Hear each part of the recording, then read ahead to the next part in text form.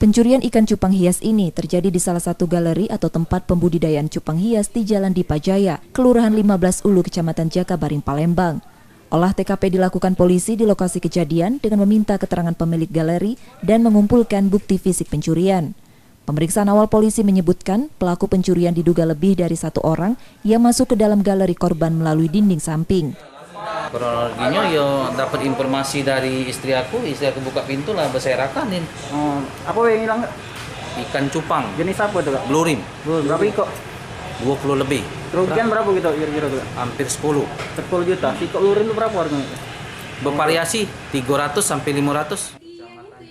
Korban mengaku rugi hingga 10 juta rupiah karena yang dibawa para pelaku merupakan ikan cupang hias jenis blue rim atau pilihan. Saat ini kasus tersebut sudah dalam penanganan polisi dari Polrestabes Palembang. Yudi Kiswanto, Kompas TV Palembang, Sumatera Selatan.